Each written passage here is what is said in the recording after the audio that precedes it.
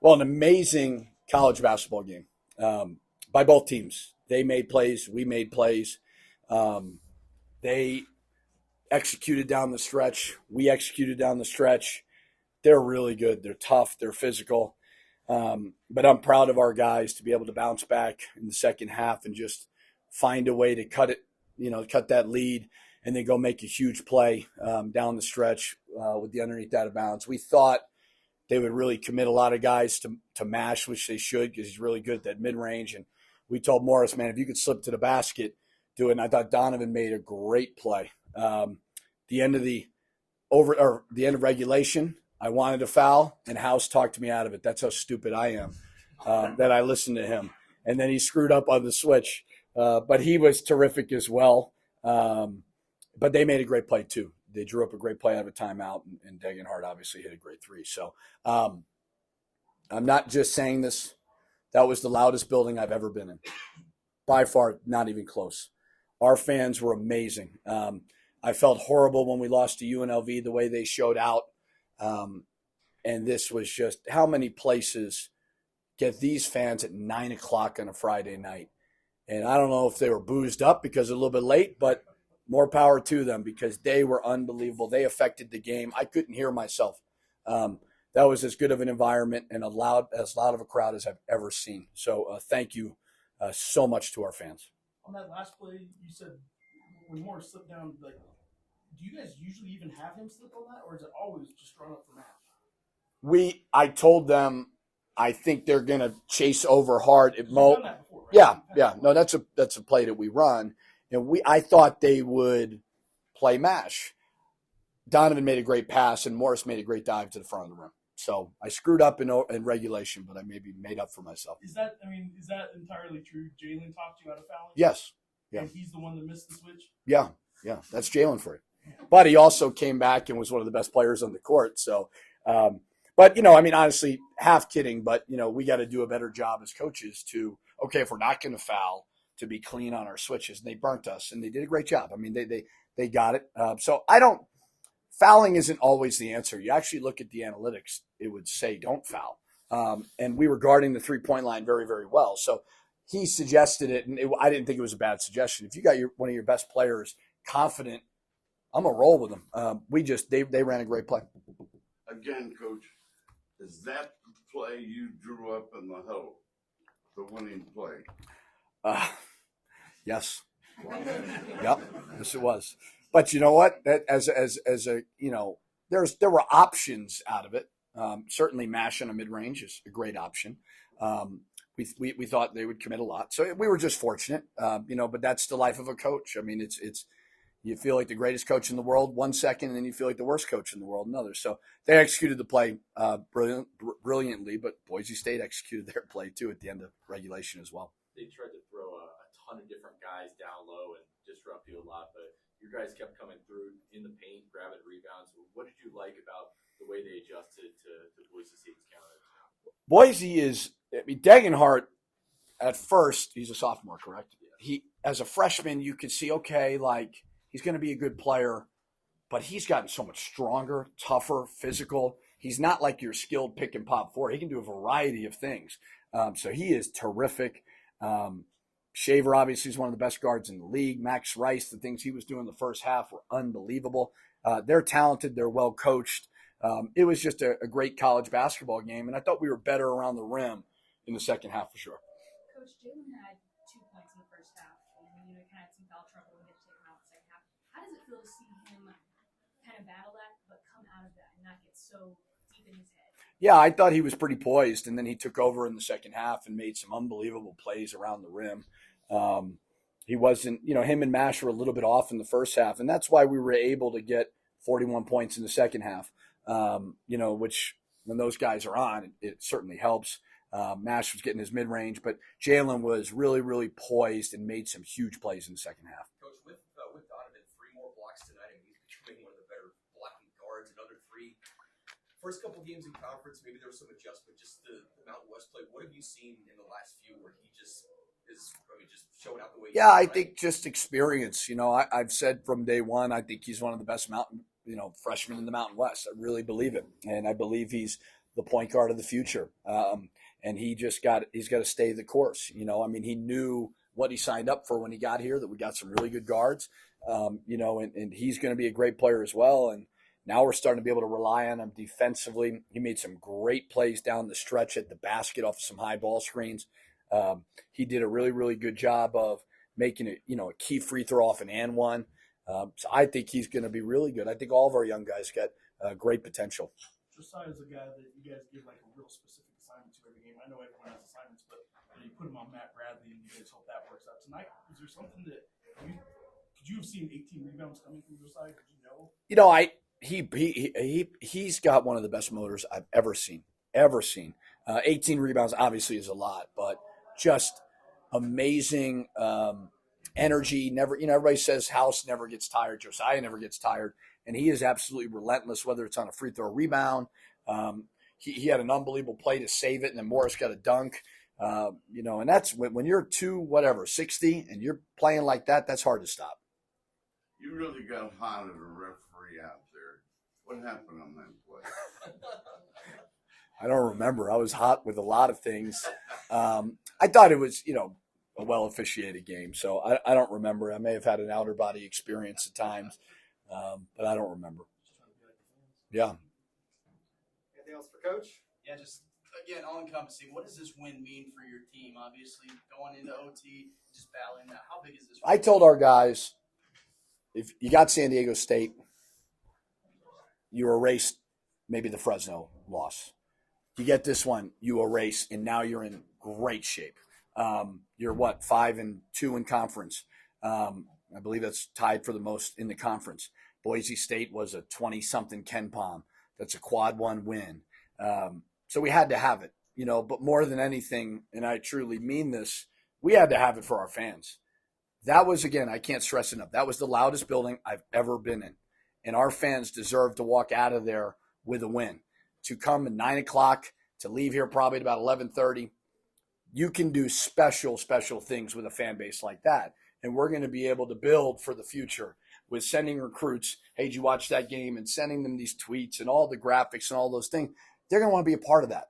That's why playing here is special. That's why I came here. That's why all these guys came here. And tonight was about as good as I've ever seen. Gut check. I mean, we've seen great games in there, but it took an extra effort, refused to lose, or whatever you're going to call it. What do you call it? Yeah, I think whenever a team hits a shot at the end of regulation like that, it deflates you a little bit because we had it. And I thought we did an amazing job of regrouping, making sure we continue to execute offensively and defensively, and just make one more play than them. But as I said before, I mean, either team could have won. That was a phenomenal college basketball game. You guys, I mean, you have a weekend, I guess, to sit on it and think about it, but you guys got another tough one with another team that's right at the top of the standings on Monday. I don't think we're talking to you guys again before, right? What do you know about Nevada? And obviously in these parts, their coach is worth asking about. Like, it's a big game, not just because of the standings, but because of who coaches them too. I mean, I have a high level, I may not be popular, but I have a high level of respect for Coach Alford and even Noodles, what they were able to do. What an amazing run. But it's just business as usual. It's not really about who the coach is or who the team is. Nevada has really done a great job of being a little bit more together this year. You know, I think they did a great job of bringing in some good pieces. They can beat anybody. They're talented. So best thing we got to do is get some rest tonight and then just regroup and try to put together a game plan. Oh, man. You know, I mean, I just kind of it's kind of weird. Like, you know, you don't go into any game, like, not locked in or not, like, feeling it. But, I don't know, something, like, about tonight. Maybe it was, like, the time, like, playing at 9 or I don't know what. But, I mean, I just came to the game and I was just, like, I just had a little extra juice. And I was like, I'm going to make sure these guys get every single drop of this. How big was this one, especially, you know, off the loss at UNLV, winning back-to-back with a packed crowd like that? How big is this victory for you guys in front of this guy? Oh, I mean, it's huge because I'm pretty sure people are going to start saying, you know, don't pack the pit because we ain't going to win. So being able to win in front of obviously an amazing crowd we had tonight, I don't know how many was here, but, I mean, it was insane. And, I mean, just getting that juice, getting the big win like this over Boise State, like, I'm pretty sure they're, like, number one in the conference in, like, offense and defensive rating. And so I mean, you saw it. Like they just made the concise plays. They didn't really try to go for any home runs. You know, everybody was locked in on defense, and you know, guys realized that they're like, okay, like they maybe aren't like freak athletes, but it's like these are some real dudes, but none of them really like jump out at you like that. And I think that's kind of why they're able to kind of like put away so many teams, is because no one really like probably gives them the respect they deserve. But man, this one's massive, because obviously the two losing to UNLV and then Fresno, and luckily getting to bounce back with a win at San Diego State, now a win with Boise at home. I mean, it's a great sign for us. And the regulation, obviously there's talk of fouling or whatever. There could have been a switch. Maybe there should have been, shouldn't have been. Like, what? Can you just walk us through what happened? Man, I'm about to get my defensive card revoked. I completely misread it. You know, if you watch a lot of basketball, you know, sometimes when, you know, it's like short time like that, they'll try to like lob it in and then get people to crowd the ball and then throw it out. And I tried to be a little, you know, I tried to think outside of myself and forgot to tell House what I was thinking. And I mean, I just screwed it up. I mean, House, I don't know why I didn't think House was quick self, couldn't get back, but so you're taking the blame easily. Yeah, House did everything he was supposed to. I thought I was gonna be the hero, and I just ruined it. And then obviously at the end of overtime, almost did it again. Luckily, Donnie made a ridiculous pass, and Morris made a great layup. But I mean, I almost gave them the game back. So. Would you be surprised to know that your coach, right before you came in there, was just saying that he thought Jalen made a mistake on the No. My man was one that set the screen, and in our defense, so we obviously have to let him know about the screen, but it's his call for the switch. Now, I don't know if he would have heard me anyways if I would have said switch, but I just made a play thinking I knew more than I did, and that one, House he's gonna be like, no, it was mine, but it was my man to set the screen, my man to hit the shot. I should have known House would have got back, and I should have contested. You talk so much about what the crowd does for you. Mm. Can you literally break that down as to, is it adrenaline? Is it giving you more want to? We'll never do it. Lifetime that you will. I mean, it's a little bit of everything. You know, obviously, you know, when you got that many like screaming fans, like, you know, it does give you that extra juice. You know, when you make a play and then you hear 15,000 people in an uproar, you know, it definitely gives you a little pop, and, you know, maybe makes you forget how tired you are for 30 seconds. But on top of that, it's also just like the pride, you know. You know, we take pride in like being a Lobo and playing in front of these fans, and you know, when they're going to come here, they're going to spend their money, spend the time to come watch us and support us. It's like you don't want to let those people down. And obviously, we're not trying to lose in the first place, but when you know how many people are there to like support you and like have your back, it's like you know you can't help but give everything you got. And more for Josiah. The way that Boise puts up threes, was that an emphasis for you guys going into this game? And is that something that you're comfortable with defending out on the perimeter like that? Are you talking about me individually Yeah. Yeah. So obviously, you know, I had that slip up of San Diego State. I let Matt Bradley tee one up on me. But this was Matt Rice, you know, he's been shooting lights out. And, you know, he was obviously putting on quite the show here in the first half. And so we definitely knew, like, this is a team that all has about, you know, 5 guys on the court that can hit a shot at any moment. And so it was definitely a lot of, we got to get up into everybody, make them drive. And obviously I got beat because of that a few times because I played the shot too hard. But I mean, it's just a continuous growth, you know, like this is a great win, but you know, we didn't win the conference tournament. And so it's just like another great stepping stone to learn, you know, get another taste for an elite team in the conference. And just kind of like, obviously we're going to review tomorrow, watch the film, break it down, you know, learn what we can, and then get ready for Nevada. Cause, like Nevada and Utah State, both those teams, they both get them up. And so, I mean, this was it was a great win. Josiah, it seems like this was all encompassing game. You guys were down at halftime. Mm-hmm. There was some foul trouble kind of in the second half. You guys have had to play extra minutes. What was able to work tonight to just battle through all of those different things? Man, yeah, that 8-0 run at the end of the half was, oh man. Yeah, I mean, that was just a show of like how crazy that team is. But I mean, obviously with Morris going out, I mean, big shout out to Sebastian. I mean, he came in and played, like, he did a great job just on defense, just like causing a little bit of havoc in there. I mean, he hasn't really gotten a lot of opportunity in the past few games because Morris is, he's been playing like Morris. And so, it's hard to kind of like play that role. But I mean, he came in and he showed why he is someone that can and like will like utilize those minutes and make the most out of the opportunity. And so, I mean, big shout out to my guy Sebastian. I mean, he was a big key tonight. That's a big game. Knock off the number one team, returning conference and tournament champions. So it was a good win for sure. With that crowd, I mean, UNLV was big too. Maybe it was the same, but like, what did that crowd feel like tonight? I believe it's all the same energy. 9,000. I feel like the fans really try to affect the game, and it gets real loud when that game cuts close. So 9,000, 14,000, no matter what it is, the fans get full energy, and I think it feels the same no matter what. We've talked a lot about this team being experienced, a lot of chemistry. I mean, how confident was that final huddle? I mean, obviously, was it just all confidence, like, oh, we're going to get this done? Like, what was the feeling that last moment? Yeah, Jay House came in the huddle and started cussing everybody out. You know how he is, but he was really dedicated to get that win. And like I said, Jay House is when he's energetic and the head of the snake, we can be really good.